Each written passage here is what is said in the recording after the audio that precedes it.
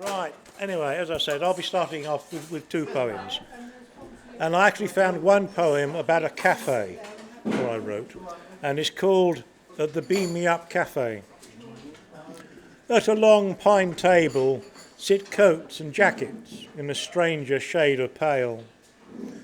A 70-year-old waitress wearing shorts asks what he wants.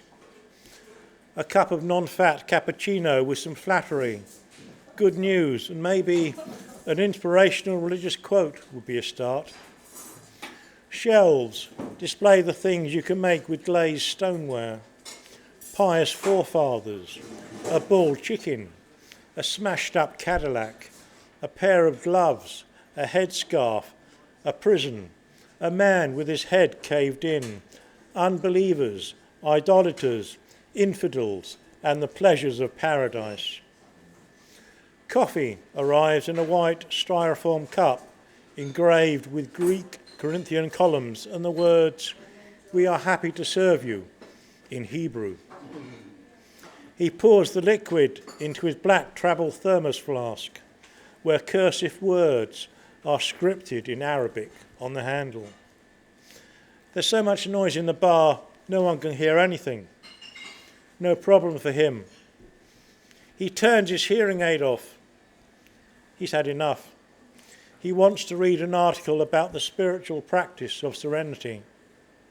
He's sipping his drink when the police arrive to grab, cuff, and bundle him to the station, strip, chain to a wooden table, and leave for hours before cops return to torture him by forcing coffee after coffee down his throat until his stomach sweeps the floor. They won't stop, but how can he confess when he can't hear what they're screaming at him? And anyway, to what? Right.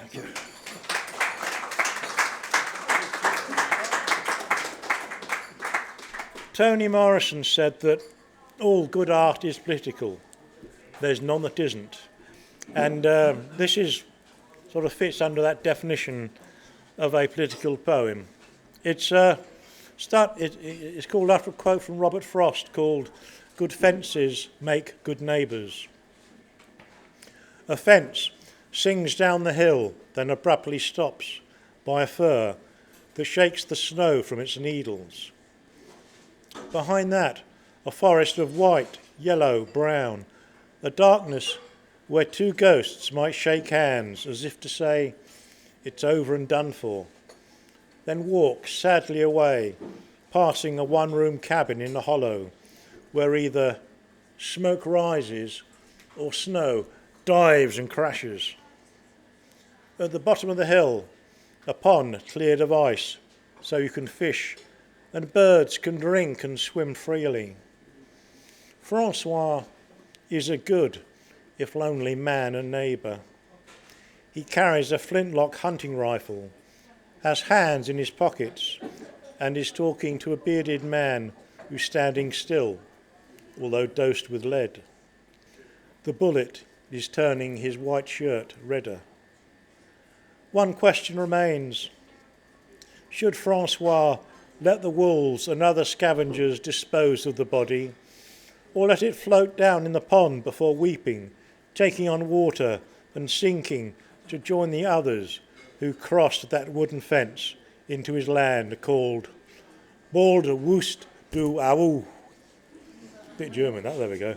That means you too will rest soon. Thank you. All right.